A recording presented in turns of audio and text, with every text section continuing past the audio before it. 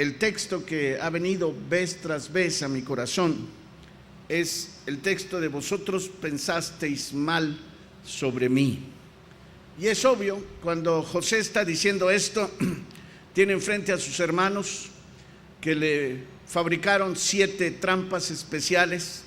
El texto en Salmos dice que la fe de José fue refinada como en horno de plata 7 veces, y hubo 7 intentos mayores en contra de la vida de José.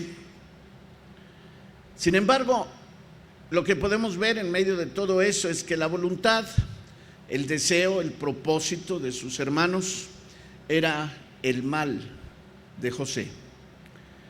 Y esto puede marcar en una manera especial que hay un intento, hay una voluntad, hay un propósito, hay una decisión a nivel humano. Pero inmediatamente José va a decir, mas Jehová lo tornó o lo usó o lo cambió para bien, lo encaminó para bien. Aunque los hombres tengan un propósito y tengan una voluntad, es importante en una manera muy sencilla que nos demos cuenta que Dios tiene su propósito y que Dios tiene su voluntad. Hay algo que los hombres quieren, y ahorita regreso un poquito sobre eso, pero nosotros necesitamos darnos cuenta que Dios también tiene su querer, Dios también tiene su voluntad. Antes de despegarme del testimonio de Jesús, porque para mí fue bendición, dijo, en medio de todo eso, una cosa que vivió en mi corazón, me dijo Jesús, fue que su propósito era para mantener en vida a mucho pueblo. Gloria al Señor, mantener en vida. Cuando los hermanos de José estaban celosos de él y empiezan a hacerle cosas, realmente lo que ellos querían quitar era la competencia que estaba en el hogar. Les enojaba mucho que Jacob tuviera preferencia por José y le pusiera el vestido de colores que era el que usaban los primogénitos de Israel. Y Jacob lo había hecho en manera especial porque José era el primogénito de la mujer que él amaba, aunque su primogénito legal, directo, era Rubén.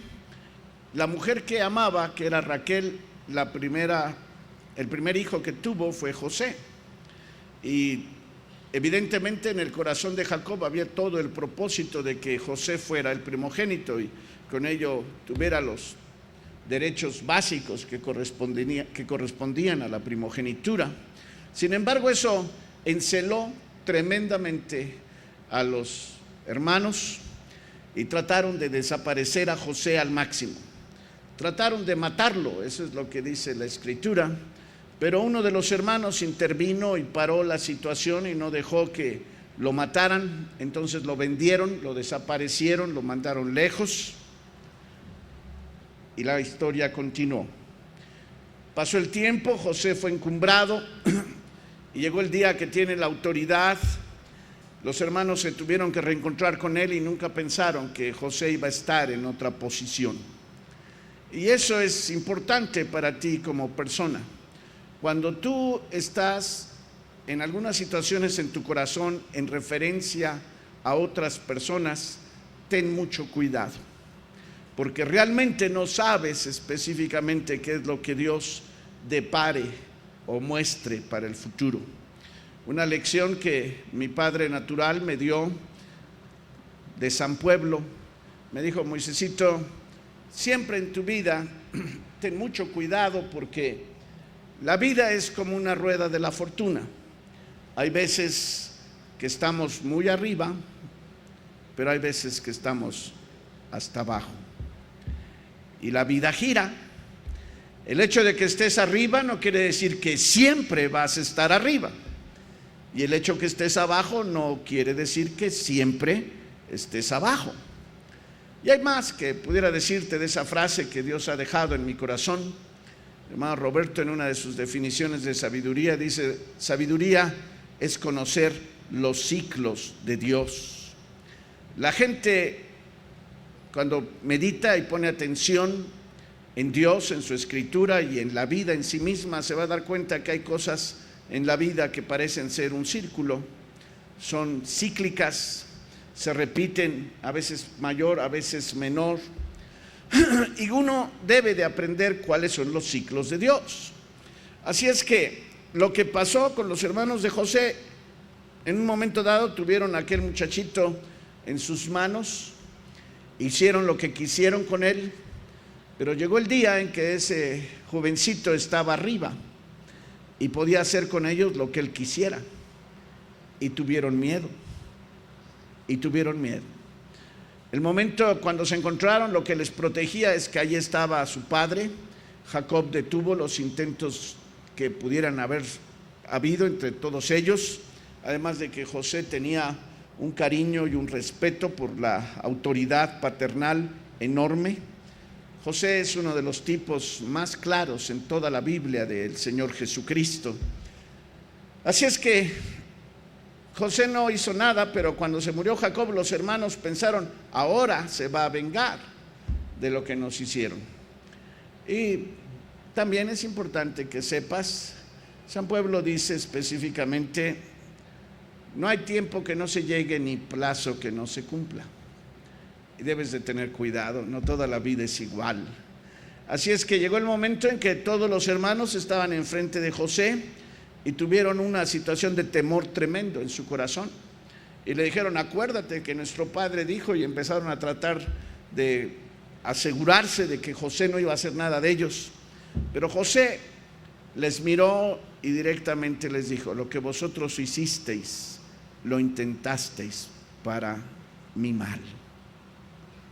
Eso era el resumen. Dios conoce el intento de nuestro corazón. Dios conoce las decisiones de nuestra voluntad. Y llegado el momento, nosotros vamos a tener que enfrentar aquello que nosotros hemos dicho, hemos pensado y hemos hecho. Entonces, cuando José los mira, le dice, vosotros lo intentasteis para mi mal. Dios sabe lo que intentas. Dios conoce tu corazón. Dice, mas Jehová lo cambió para bien. Dios tiene una voluntad. Dios tiene un propósito. Dios tiene un querer. Es importante que lo sepas. Pero también Dios ha hecho a la humanidad, y aquí quiero poner esta situación al decirte, Dios le ha entregado al hombre una voluntad. No todas las criaturas son como los humanos.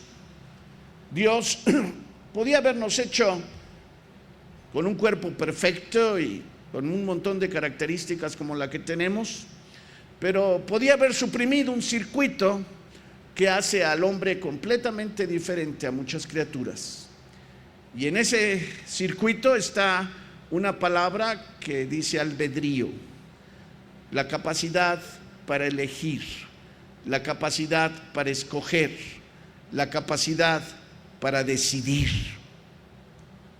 Y es impresionante porque algunos tienen la imagen de Dios en una manera en que Dios es un dictador que ha puesto un código moral, que el que lo cumple se va al cielo y el que no lo cumple se va al infierno.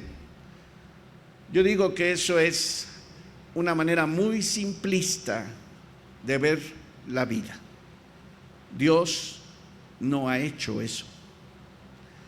Dios ha entregado al hombre la capacidad específica de decidir.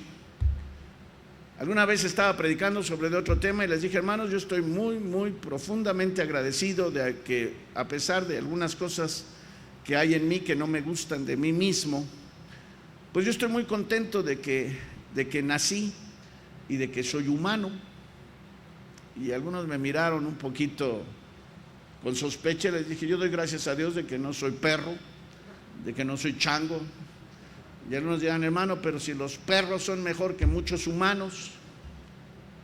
Así decían de un señor, decía que los perros son mejor que las esposas, porque cuando llegan tarde no les gritan, antes mueven la cola.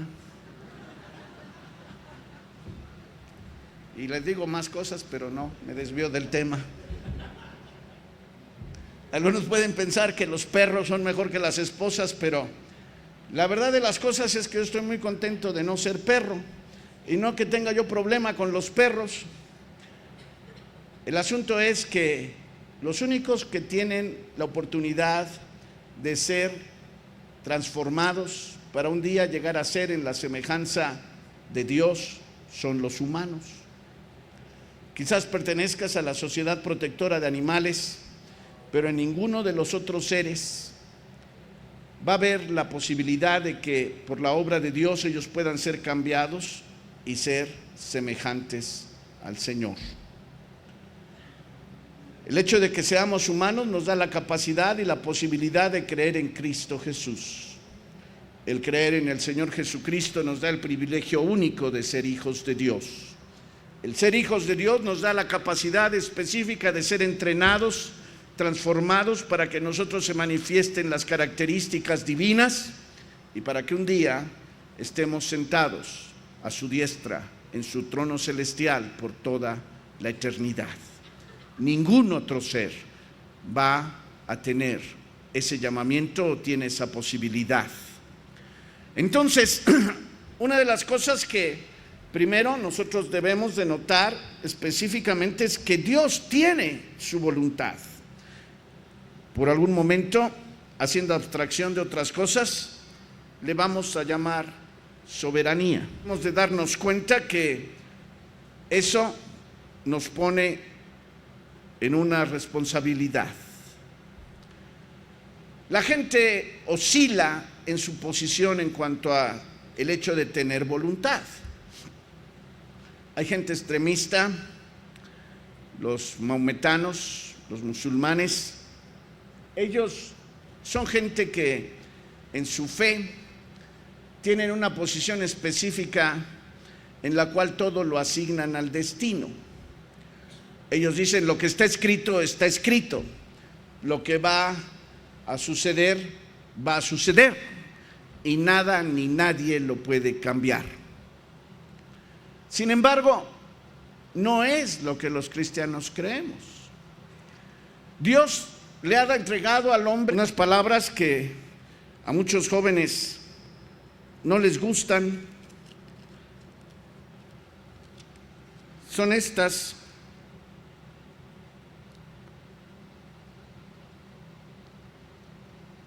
en Eclesiastés, en el capítulo 11, en el versículo 9, dice: alégrate, mancebo, en tu mocedad, y tome placer tu corazón en los días de tu juventud, y anda en los caminos de tu corazón y en la vista de tus ojos.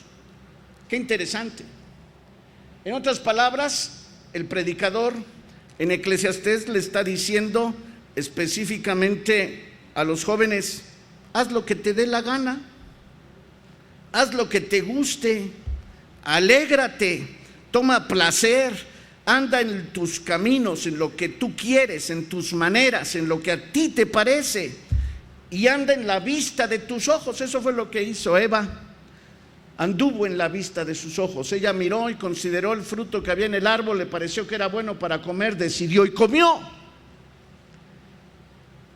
Y ahí empezaron en manera directa las tribulaciones.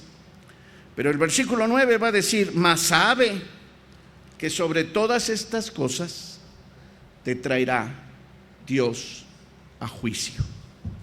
Y esto es un conocimiento bien importante, porque tú puedes, en síntesis, de acuerdo a la Escritura, primero sabe, tú tienes una voluntad y tú puedes decidir. Dios te dio la voluntad para decidir. Dios no te va a absorber, ni te va a controlar, ni te va a maniatar en tus decisiones. Y sabe algo: cuando tú eliges, vas a tener un resultado. La palabra de Dios en otro versículo dice específicamente: no os engañéis. Dios no puede ser burlado.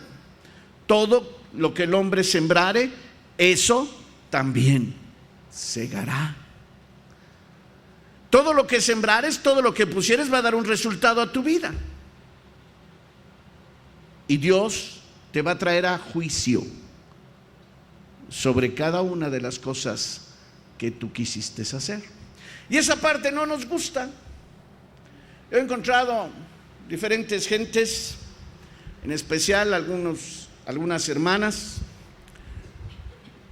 que dicen, bueno, yo tengo que estar sujeta, así es que lo que mi esposo diga, yo estoy de acuerdo. Y piensan que su misión es el lugar correcto para escaparse del juicio y de la responsabilidad. Hay gente perseguida por un sentido de culpabilidad y se quieren refugiar en que están tomando una posición en la que otro tiene la autoridad y por ello ellos van a ser los responsables. Pero quiero decirte, no es así. Tú un día vas a tomar juicio delante de Dios por cada una de tus decisiones. La Biblia dice específicamente en Filipenses que nosotros vamos a dar cuenta delante de Dios de lo que hubiéramos hecho en el cuerpo, ora sea bueno o sea malo. Así es que Dios tiene un registro eterno de lo que tú has hecho, de lo que tú has pensado, de lo que tú has dicho, de lo que tú has intentado, de lo que hiciste y de lo que no hiciste. Ahora que están las clases, yo creo que una de las clases que debe de haber es acerca del tribunal de Cristo, del bema, para que nosotros aprendamos lo que todos los cristianos vamos a pasar.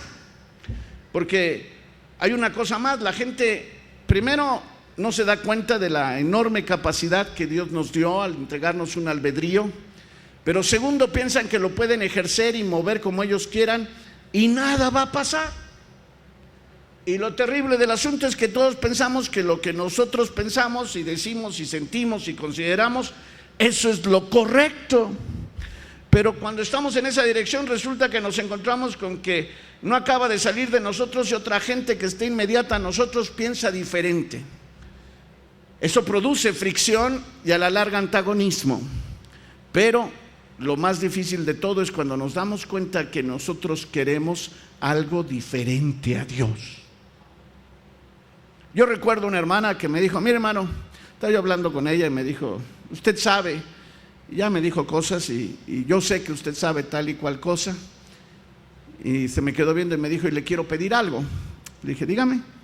Me dice, no ore por mí.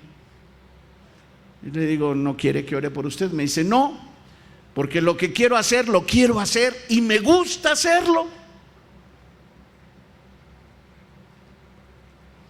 Yo le dije, muy bien, qué bueno. Le dije, qué bueno. De todas maneras no iba a orar por usted.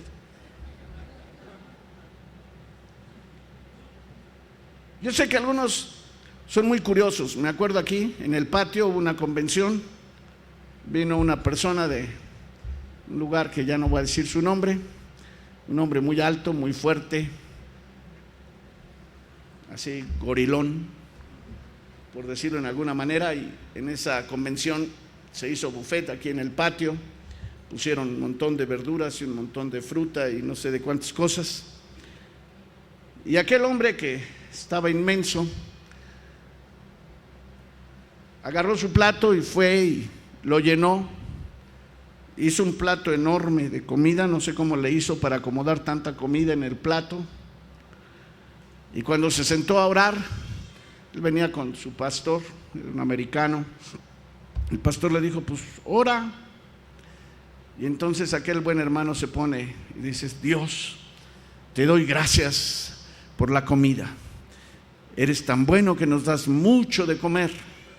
Pero ahora reprendo las calorías, reprendo la grasa, reprendo los triglicéridos. Y todavía es hora de que no se me olvida. Así son muchos. Robertillo estaba muy niño cuando estaba tomando clases de piano y le gustaba tocar un cierto pasaje de una pieza que estaba tocando muy rápido. Y cuando el maestro lo oyó le dijo, no Roberto, así no es la cosa. Tienes que tomar el tiempo y tienes que ir en el tiempo que marca la partitura para tocarlo con el tiempo correcto.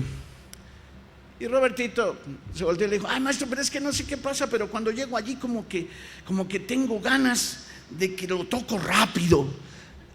Y dice: dígame cómo le hago para que no toque yo rápido. Y el maestro le dijo: dice, tú estás como aquel que dice: mire, tengo ganas de brincar por esa ventana y voy a correr, pero agárreme, por favor, agárreme para que no me tire. Hay un montón de gente que dice: Señor, la verdad es que ya me cayó gorda mi pareja. Llévatelo o te lo envío.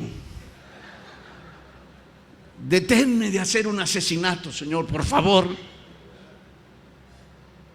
Y tú crees que estás bien y dices: Señor, estoy orando porque tú me ayudes a no pecar, porque tú me ayudes a no hacer lo que está mal. Señor, yo sé que está mal, pero pues es que me dan tantas ganas. Ven, mete la mano y sácame del corazón y de las tripas lo que no debo de hacer.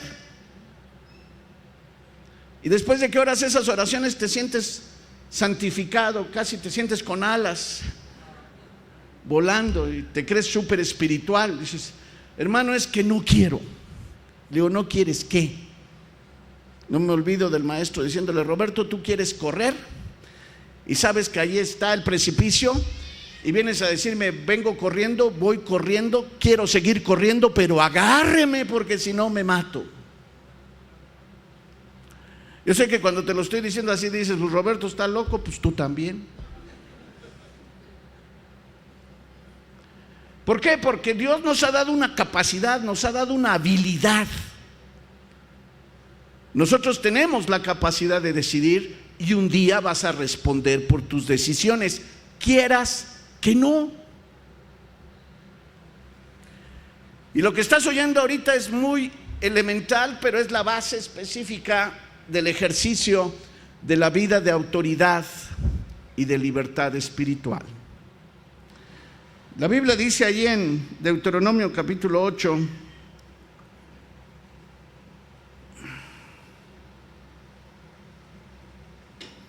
en el versículo 11, dice: guárdate que no te olvides de Jehová tu Dios, para no observar sus mandamientos y sus derechos y sus estatutos que yo te ordeno hoy. Y eso le dice, quiero resumir por tiempo, cuando Israel ya está dentro de la tierra prometida y le va muy bien. Y lo que pasa a la gente que le va bien es que de repente creen que son sabios. La gente que tiene dinero cree que es sabia, que es importante, que tiene derechos especiales, y no se dan cuenta que simplemente no son nada. Pero se sienten bien, están en la parte de arriba. Y entonces dice en el versículo 14: y se eleve luego tu corazón y te olvides de Jehová tu Dios, que te sacó de tierra de Egipto, de casa de siervos. Y noten el versículo 15: que te hizo caminar por un desierto grande y espantoso, de serpientes ardientes y de escorpiones, y de sed, donde ninguna agua había, y él te sacó agua de la roca del pedernal. Lo que quiero que observen en este versículo, y no tengo tiempo para ir a los detalles, dice que te hizo. ¿Quién hizo? ¿Quién hizo qué? Dios hizo al pueblo, Dios guió al pueblo, Dios metió al pueblo, Dios lo hizo. Y es importante que te des cuenta que cuando Dios hizo eso, le dice específicamente: te hizo caminar. ¿Dónde? Por un desierto. No fue esta vez el paraíso, sino que fue un desierto grande. Además no era poquita la cosa, era grande y espantoso.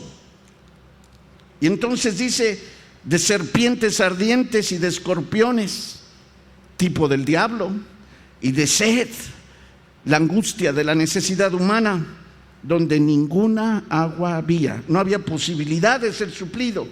Y él te sacó agua de la roca del pedernal, tipo de Cristo Jesús. Dice versículo 16, que te sustentó con maná en el desierto, comida que tus padres no habían conocido. Y eso es muy importante porque Dios va a intervenir en nuestras vidas, no sobre lo que la gente conoce, sino sobre algo que Él crea. Y entonces dice, afligiéndote y probándote. Despacito. ¿Qué es lo que dice? Dios afligiéndote y probándote.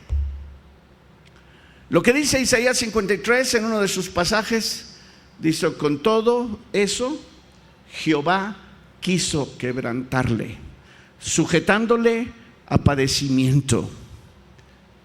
Y yo he pensado muchas veces, con todo eso Jehová quiso quebrantarle. Jamás a nuestra situación humana está el pensar que algo que ha venido en adversidad a nosotros es porque está en la voluntad de Dios. ¿Qué sorpresa te llevarías como israelita? Dios ciertamente los sacó de Egipto, hizo multitud de maravillas, multitud de milagros, abrió el mar, puso la nube, les dio de comer, les dio agua, pero el camino era largo, el desierto era grande y era espantoso, lleno de serpientes, lleno de escorpiones, lleno de sed. Y dice la Escritura que Jehová específicamente los afligió y los probó. Eso era lo que Dios hizo. Eso era lo que Dios quería. Bendito el Señor, que ese versículo no acaba allí, pero porque lo que dice específicamente es para la postre o al final hacerte bien. Hermanos, Dios tiene caminos que muchas veces son extraños a nosotros. Como son más altos los cielos de la tierra, así son sus caminos sobre nuestros caminos. Dios tiene maneras de actuar que nosotros jamás tomaríamos, pero Él lo ha hecho en su soberanía. ¿Por qué Dios no se llevó a Israel por otro camino? Por su soberanía. ¿Por qué Dios no te hizo güerito, alto, delgado, bien parecido o hermosa, rica, inteligente, espiritual? ¿Qué otra cosa te faltaba? Tú dices, hermano, pues a Dios ¿qué le costaba? Pero Dios a veces pareciera como que lo que a nosotros nos gusta, a Él no le importa. Él toma otros caminos, toma otras opciones.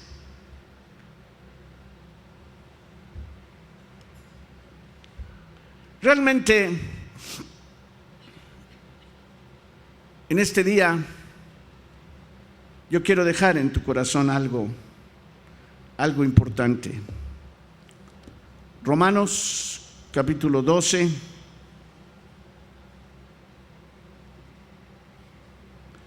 versículos 1 y 2. Es un texto tremendo. La palabra de Dios dice: así que, hermanos, os ruego por las misericordias de Dios que presentéis vuestros cuerpos en sacrificio vivo, santo, agradable a Dios, que es vuestro culto racional. Y no os conforméis o no toméis forma a este siglo o a este mundo, mas reformaos por la renovación de vuestro entendimiento. Noten aquí y subrayen: para que experimentéis cuál sea la buena voluntad de Dios, agradable y perfecta. Este texto establece sin lugar a dudas que Dios tiene una voluntad y que Dios quiere que nosotros experimentemos su voluntad. Así es que esto y otros textos establecen algo que es bien importante para ti como cristiano. Dios tiene un querer, Dios tiene un propósito, Dios tiene una voluntad, Dios tiene una soberanía. Y el asunto no nos daría problema, sino como Pablo dice, que Él quiere que experimentéis, que probéis, que conozcáis a través de la experiencia. Y entonces Él va a decir su buena voluntad, agradable y perfecta. Y de allí podemos rápidamente darnos cuenta que no todo lo que sucede es la buena voluntad de Dios, agradable y perfecta. El mismo versículo está dando espacio para que tú te des cuenta de que hay algunas cosas que no son la voluntad de Dios, y que hay otras cosas que diré están dentro de la voluntad de Dios en una cierta porción, pero no son la buena voluntad de Dios, la que es agradable y la que es perfecta, o lo que es lo mejor. Algunos cuando se enfrentan al texto de Mateo 19, y esto es simplemente una probada para que vayamos avanzando en asuntos prácticos. Mateo 19 trae el asunto de la pregunta del divorcio de los apóstoles al Señor Jesucristo. Los apóstoles preguntaron específicamente si era lícito al hombre repudiar a su mujer, y el Señor les contestó que no. Y entonces ellos preguntaron, entonces, ¿por qué Moisés permitió al hombre repudiar a su mujer? Y eso estaba en la Escritura. Y entonces el Señor dio la explicación, pero ahí tú puedes darte cuenta específica de algo. La voluntad original, la voluntad perfecta que está expresando el Señor Jesucristo, tiene un nivel. La voluntad que vino también a ser manifestada a través de Moisés tiene otro nivel. Y entonces el Señor dice específicamente, Moisés lo permitió no porque fuera la voluntad de Dios agradable y perfecta, sino por la dureza de vuestro corazón. Y aquí quiero que te des cuenta, hay un montón de cosas que Dios permite, escúchame bien, no porque sea su voluntad para tu vida ni por lo que Él aprueba, sino por no destruirte. Y cuando nosotros nos encontramos en eso decimos, ah, caray, ningún pueblo tenía el nivel de moralidad, tenía el nivel de conocimiento de la Escritura. De hecho, la palabra de Dios va a decir después que era el pueblo que tenía el conocimiento de su voluntad, dice, y estás instruido, dice, y apruebas lo que es agradable delante de Dios por la palabra que Él te dio. Entonces, hay algo bien importante que tú tienes que darte cuenta en este tiempo, en esta vida como cristiano, y también le sería bueno a los que no son cristianos.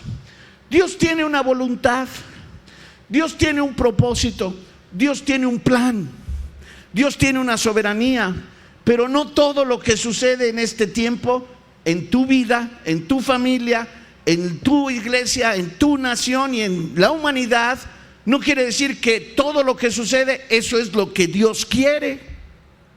Allí hay una diferencia total con los maometanos. Ellos piensan, sucede lo que sucede porque son fervientes creyentes del destino. Pero Dios te dice, no.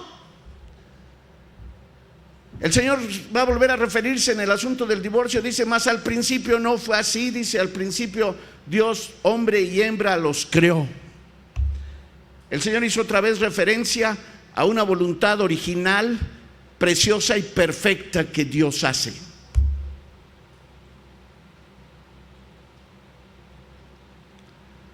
Así es que hay muchas cosas en tu vida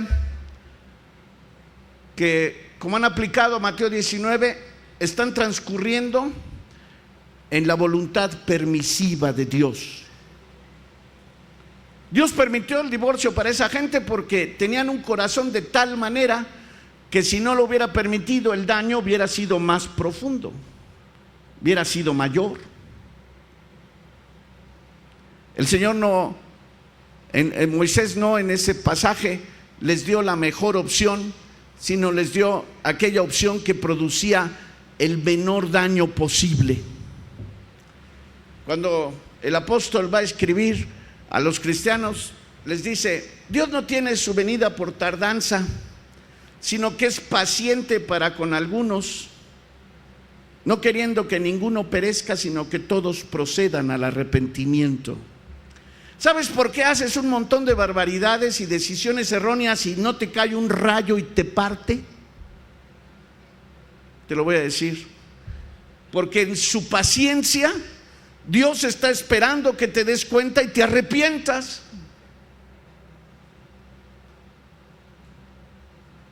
Dios te está dando tiempo de que puedas vivir y de que de repente tu corazón y tu alma se dé cuenta que la cosa no es por donde Dios quiera, donde Dios quiere, y puedas corregir.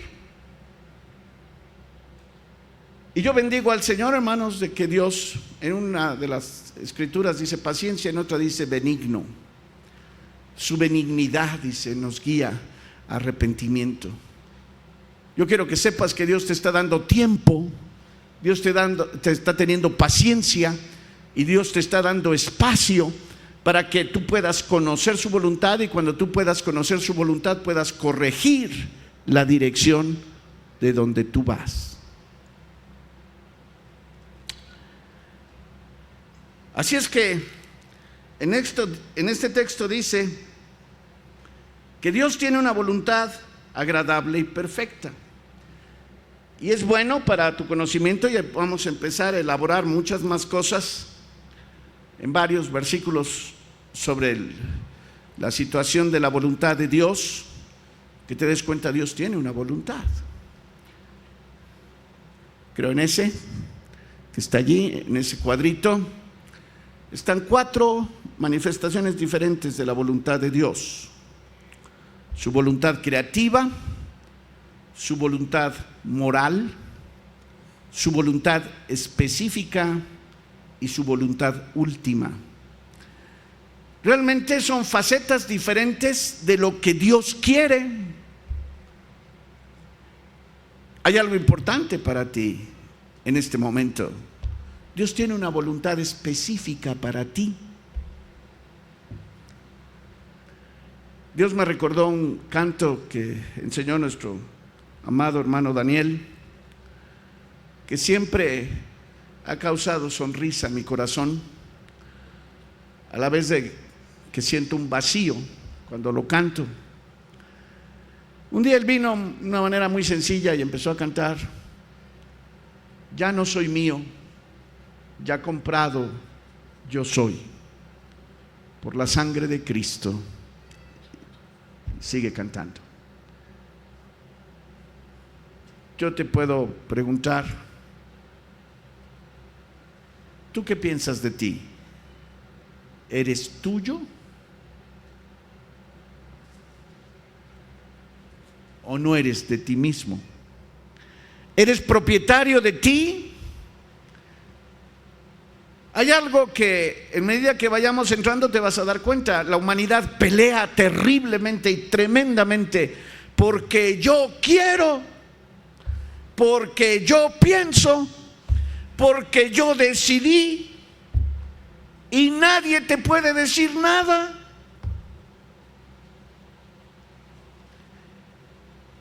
Y el punto, una vez el hermano Ewing lo trató como uno de los principios del Calvario, el tercer principio, cuando dice la Escritura: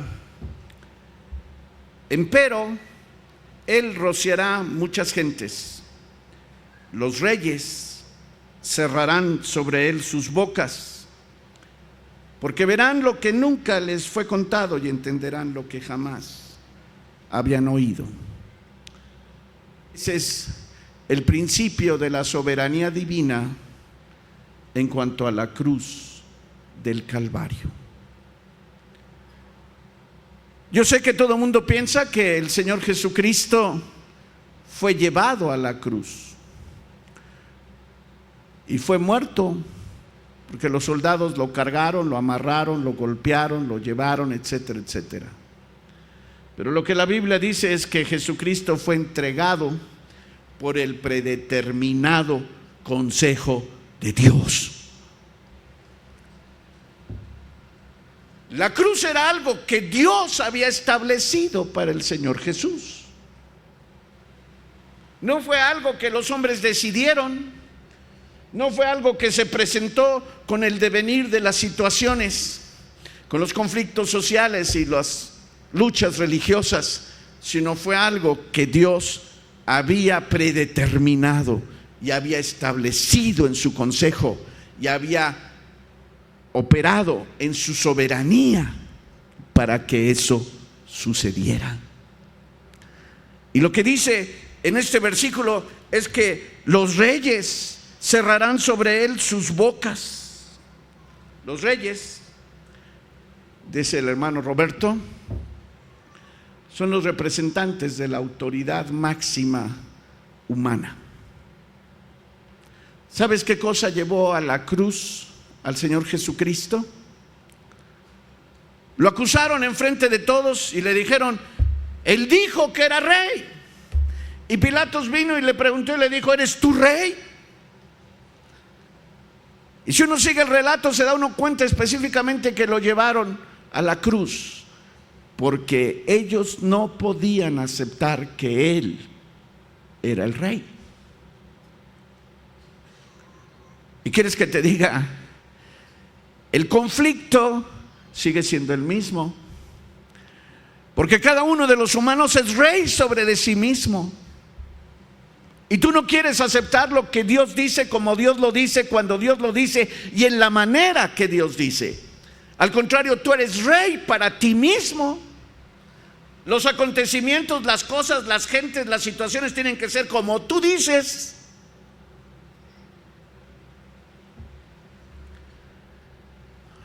Lo singular es que el Señor Jesucristo tenía una actitud diferente.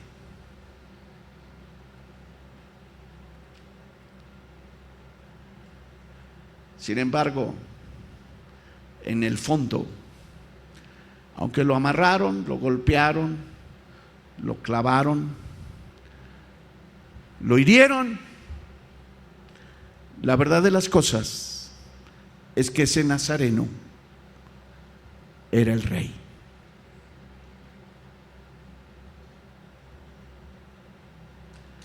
La soberanía divina no opera ni se manifiesta como los hombres operan y se manifiestan. Es diferente. Él habla antes, en el versículo anterior, específicamente del principio del grano que cae en tierra, el segundo principio del Calvario, cuando dice: de tanta manera fue desfigurado de los hombres su perecer y su hermosura más que la de los hijos de los hombres. Él está muriendo, pero en su muerte Él está rociando a muchos, y los reyes cerrarán delante de Él sus bocas. ¿Sabes una cosa? Un día ese carpintero de Nazaret, ese hombre golpeado hasta el final, va a aparecer sentado en un caballo blanco, con una escritura puesta sobre de su muslo que dice: Rey de reyes y Señor de señores. Y estoy en esa dirección porque cuando tú empiezas a enfocarte al problema de la soberanía y al problema del albedrío, tienes que enfrentar al fin y al cabo quién es la autoridad y al fin y al cabo quién toma la decisión. Y pudiéramos coger textos uno tras otro, si eres de la escuela calvinista, para asentar cosas y puntos sobre la soberanía divina, y podemos tomar libros a montón para poder establecer los puntos del albedrío humano, si tú eres arminiano. Y entonces la discusión va a ser de siglos, como ha sido en la Iglesia Universal. Pero yo quiero decirte algo para mí especial. Cuando yo estaba pensando en eso y el Señor me trajo algo aquí, es en el Calvario, donde la soberanía divina se cruza con el albedrío humano. Y allí, cuando el punto de cruce entre la verdad vertical de Dios a la tierra y la verdad horizontal de la capacidad humana se encuentran en el centro de la cruz y mueren. Allí es donde nosotros vamos a tener la manifestación de gloria.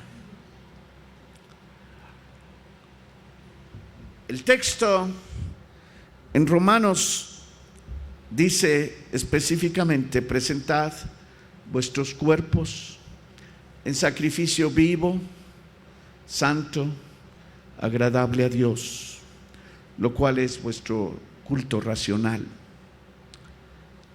Por mucho tiempo yo le pregunté al Señor: ¿sacrificio vivo? Los sacrificios específicamente en la palabra de Dios hablan de muerte. Los animales eran puestos en el altar, el cuchillo del sacerdote abría sus entrañas y ellos eran puestos para morir en el fuego. Pero cuando el apóstol Pablo trae esa figura, nos dice: presentad vuestros cuerpos en sacrificios vivos, y luego habla de un culto racional, y luego habla de un experimentar, disfrutar, participar, entrar en la voluntad agradable y perfecta de Dios. ¿De qué nos está hablando?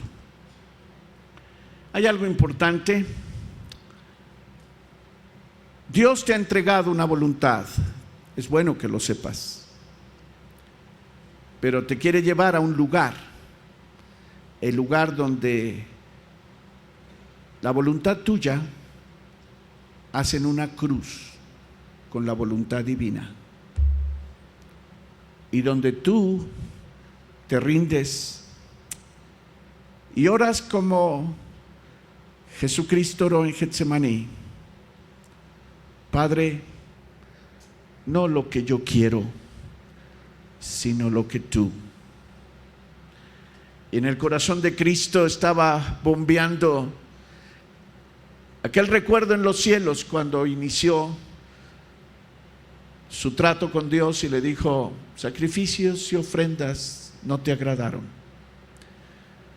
me apropiaste cuerpo, heme aquí para hacer tu voluntad.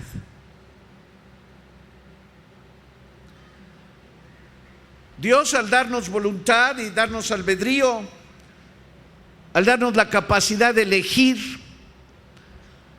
no nos dio esa habilidad para que nosotros hiciéramos lo que nos diera la gana, que es lo que algunos piensan.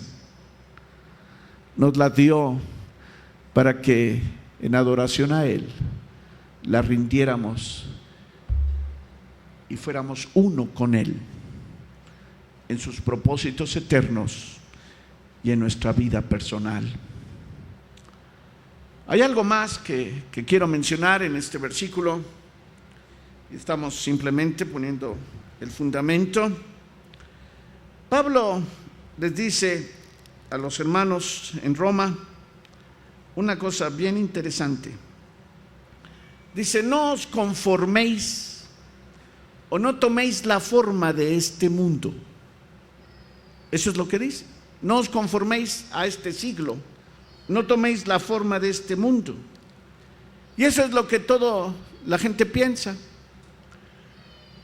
Hacen decisiones de acuerdo a lo que ven, de acuerdo a la mayoría de personas piensan que, o de acuerdo a alguna influencia X en su vida les llegó por educación, por familia, por estudio, por formación o por lo que quieran. Pero Pablo directamente les dice: no toméis la forma del mundo, sino dice: más reformaos, Yo quiero decirte algo. Al venir a Cristo Jesús, Dios ha venido para que tú seas, Dios ha venido y te ha traído para que tú seas cambiado. Una de las características de los verdaderos cristianos es que ellos están dispuestos a rendirse, están dispuestos a ser transformados. Y entonces dice, ¿cómo vamos a ser transformados? Dice, reformaos o tomar la forma, una nueva forma, por la renovación de vuestro entendimiento. Y quise llegar en esta noche por lo menos a este punto para que noten la importancia de lo que Dios hizo en esta mañana. Dios tiene una voluntad, yo tengo otra voluntad. En manera directa, Juan en otro versículo va a decir, el que hace la voluntad de Dios permanece para siempre. Pero ¿cuál es la práctica en la vida de los cristianos? La práctica es que en una multitud de cosas, la verdad es que yo no sé cuál es la voluntad de Dios. Y tomo mi propia voluntad y mi propio desarrollo como lo que es la voluntad de Dios. Y yo digo, eso es la voluntad de Dios. Y cuando empiezan a pasar una serie de cosas, de repente nos damos cuenta de que no fuimos tan acertados. Y como Pedro, empezamos a llorar amargamente. Cuando los ojos del maestro se nos quedan viendo y nos damos cuenta que nos equivocamos. Viene una necesidad, referencia otra vez a la visitación de nuestro Dios en esta mañana. Cerramos orando diciendo, Señor, quiero conocer tu voluntad. Quiero saber tu voluntad. La única manera en que tú puedes cambiar es que el Espíritu Santo venga y te revele qué es lo que Dios quiere.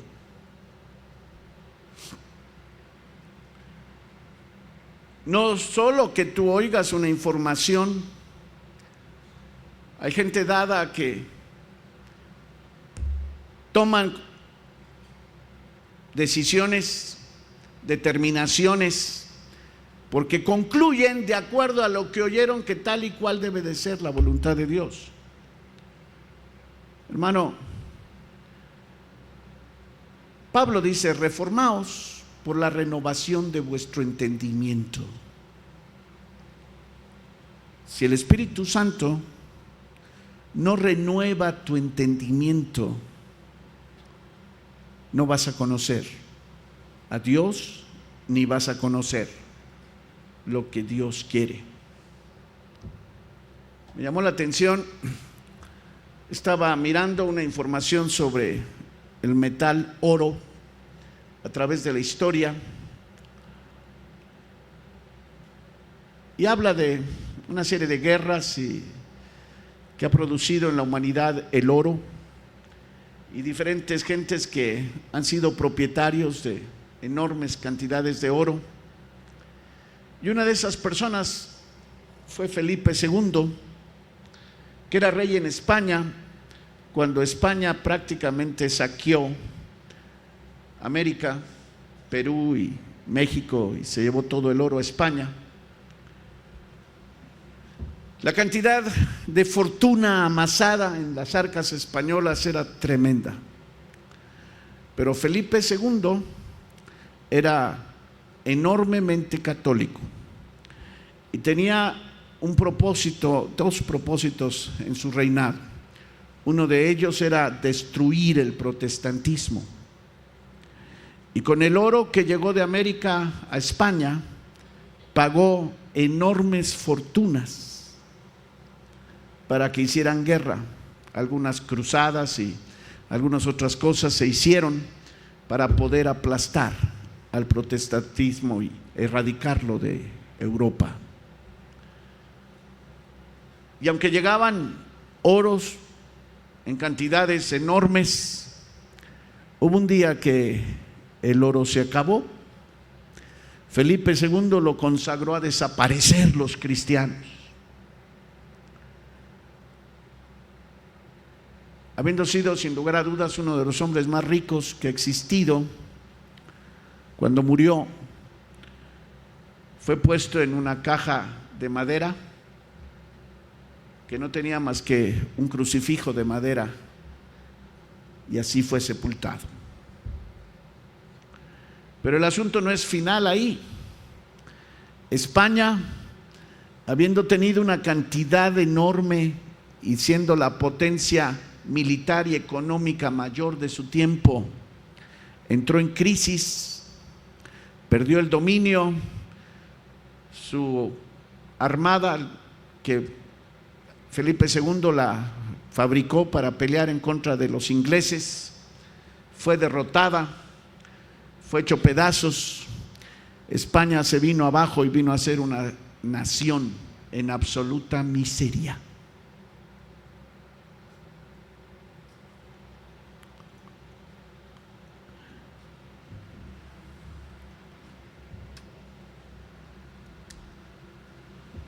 Sin embargo, la historia dice, Felipe II era profundamente católico. Y yo estoy seguro que si alguno le preguntaba, él hubiera dicho: estoy haciendo la voluntad de Dios. La Biblia habla de aquellos que perseguirán a los cristianos creyendo que lo hacen para bien de la obra de Dios. Y cuando se refiere a Israel, dice específicamente: tienen celo de Dios, mas no conforme a ciencia, mas no conforme a conocimiento. Hermanos, el hecho de saber que Dios tiene una voluntad es un avance, pero vivir una vida cristiana adivinando si eso le gustó o no le gustó a Dios es demasiado arriesgar. Realmente nuestro corazón debería de agonizar diciéndole: Padre, revélame tu voluntad. Ayúdame a que mi albedrío se rinda a lo que tú quieres. Ayúdame a caminar contigo. Créeme que las cosas van a cambiar. Esto no es más que el planteamiento de algo que, en medida que Dios me permita, voy a estar desarrollando. ¿Cómo conocer la voluntad de Dios? Donde Dios revela su voluntad. ¿Qué características tiene la voluntad de Dios? Pero hay algo importante antes de irnos en esta noche. ¿Quieres dejar tu orgullo? ¿Quieres dejar de aferrarte y de pensar que todo lo que tú dices y piensas está bien? ¿Quieres humildemente arrodillarte y decirle: Señor, el hacer tu voluntad me ha agradado? Enséñame qué quieres de mí. A medida que caminemos nos vamos a sorprender de cuántas cosas la cristiandad ha elaborado diciendo que eso es la voluntad de Dios, y no son más que mitos, inventos de un espíritu religioso en la mentalidad de los hombres, creaciones artificiales de la astucia satánica para desviar al pueblo de Dios de donde Dios lo ha llamado. Hace mucho tiempo estaba orando y diciéndole: Señor, no permitas que eso me pase. Estaba viendo el texto en Tesalonicenses, donde dice que por cuanto no amaron la verdad, Dios les envió operación de error. Y mi corazón le dio escalofrío. Tú sabes que equivocarse tiene consecuencias tremendas. Quiero que pienses por un momento en tu vida. Tu vida, para bien y para mal, ha dependido de algunas decisiones que tú tomaste en un momento dado. Y vinieron a hacer un efecto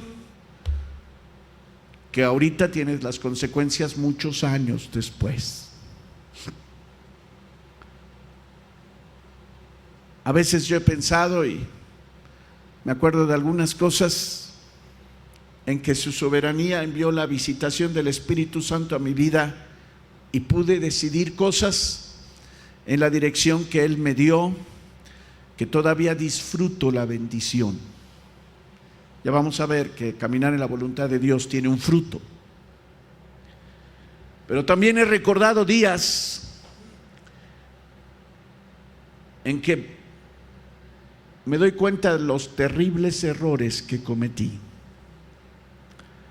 Y como por mucho tiempo tuve que pagar el precio del error de mi elección.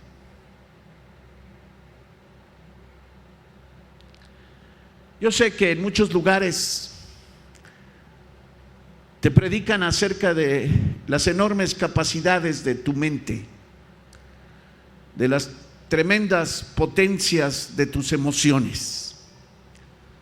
Esta noche yo vengo a decirte: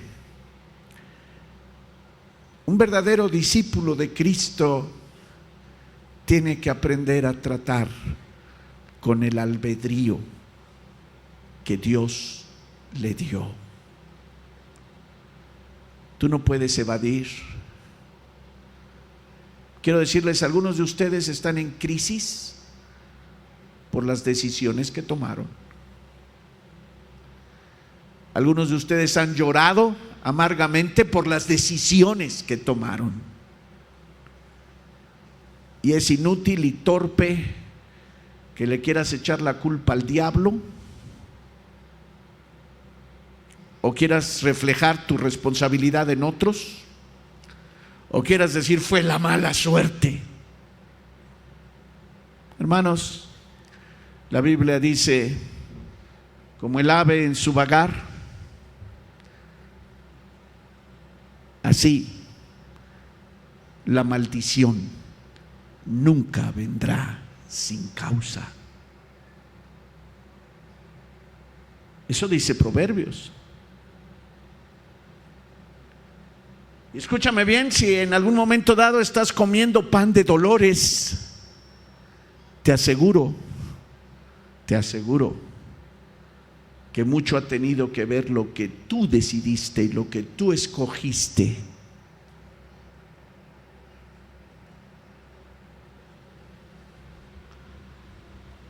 Pero tú puedes decir: hermano, pero es que yo no estoy en eso, al contrario, estoy bien. Yo me acuerdo de un caso en que un siervo de Dios, su esposa lo abandonó, se fue con otro hombre, después con otro más, y este varón de Dios la siguió y quería reconciliar y quería restaurar su hogar. Y un día se me quedó viendo y con lágrimas en sus ojos me dijo: hermano, yo temo algo. Y dije: ¿qué? Si yo pienso que ella no es hija de Dios. Y le dije: ¿por qué? Y me dijo: mientras más mal hace, más bien le sucede. Se separó de mí, dejó a sus hijos, disfrutó un rato con el un varón joven que se fue. Después lo dejó y se casó con otro hombre que tenía dinero, dueño de unas cadenas de supermercados.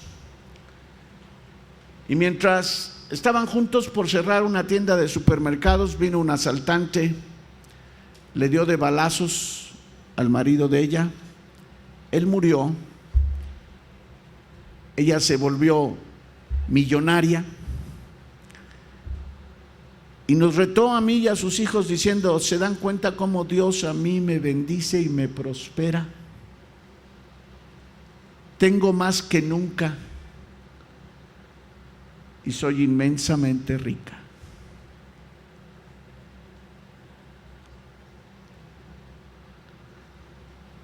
Yo te preguntaría, ¿qué responderías a eso?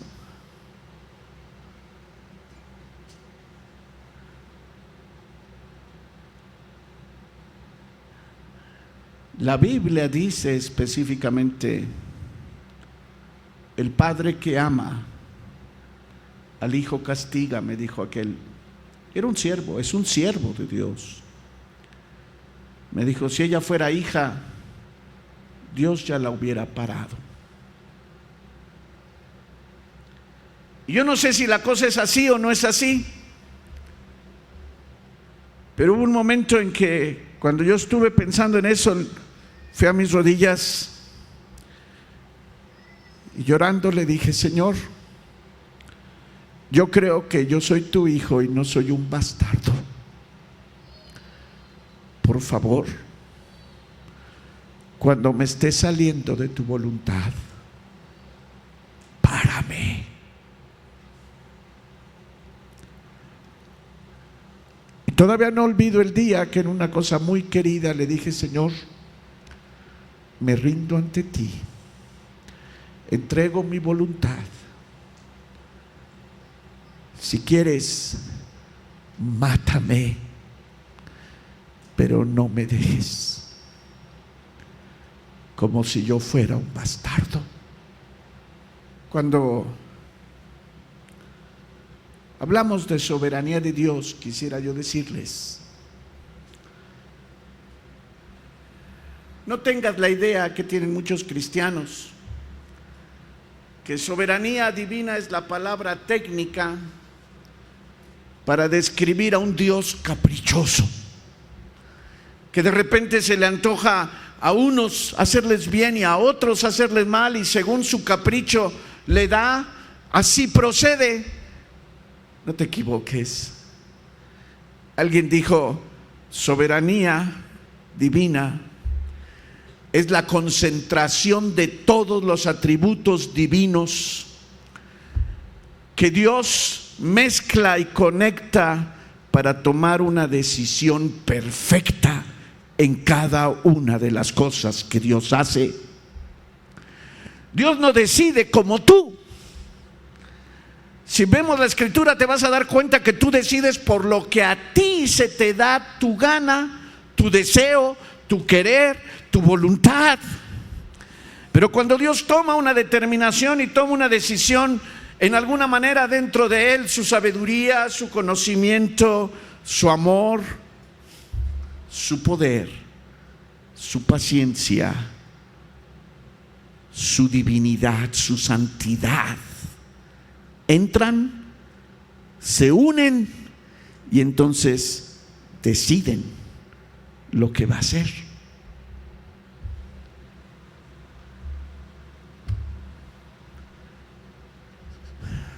¿Ok?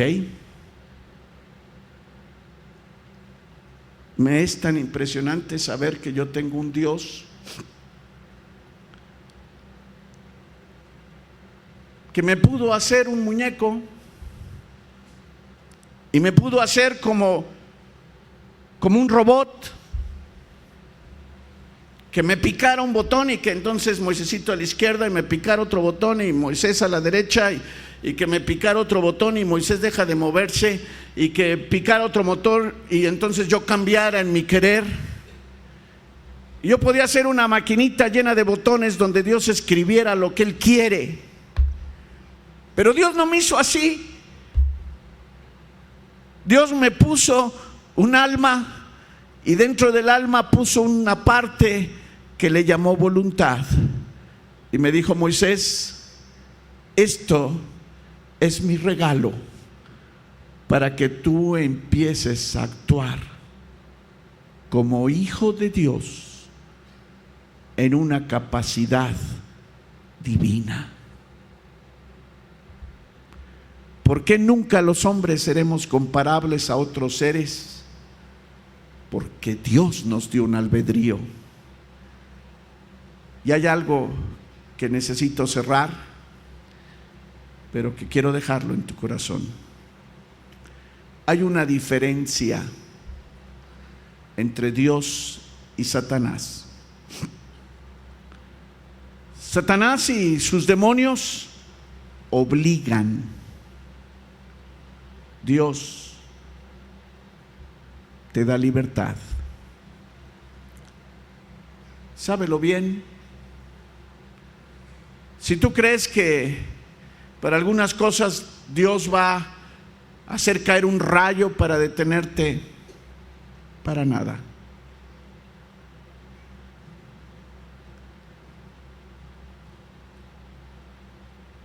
Dios te ha visto cuando vas muchas veces en el camino de tu pecado. Y yo digo que teniendo todo el ejército del cielo para poderte detener, simplemente se te ha quedado viendo. Una lágrima ha corrido por sus ojos y te ha dejado hacer lo que te pegue la gana.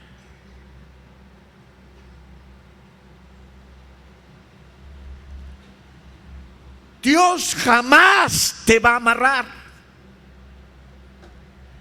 El clímax de una vida cristiana madura es cuando le digas: papá, el hacer tu voluntad me ha gustado, me ha agradado, esto quiero.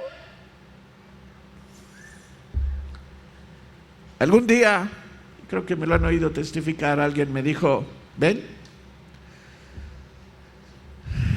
te vamos a invitar el mejor trago que haya en la cantina. Le dije: no necesitas. Me dice: ven, quiero que veas enfrente la botella. La pidieron y costó quién sabe cuánto. Dijo: aquí está, tómatela. Y le dije: no. Se empezaron a reír y me dijeron: ¿por qué no te la tomas? ¿Te vas a ir al infierno? ¿En tu religión te condenan? ¿Te va a caer un rayo? ¿Vas a tener que hacer penitencia? ¿Te tienen espantado? Me quedé viendo y le dije: no. Entonces tómatela. Le dije: no. ¿Y por qué no te la tomas? Le dije: no me la tomo porque no quiero, no se me da mi gana. Porque un día yo dije que no, porque tengo la fuerza y la libertad para decir no.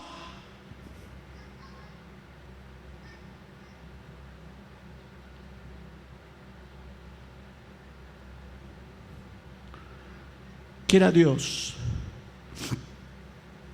que Él te conceda el que tu voluntad sea una, no con la voluntad permisiva de Él. Hay muchos que viven vidas cristianas y me dicen: bueno, hermano. Alguien me dijo de X gente, me dice: ya, hermano, ya, no se preocupe. Están predicando la palabra, están ganando siervos de Dios, están ganando pecadores para Cristo. Yo dije: está bien. A mí realmente no me importa.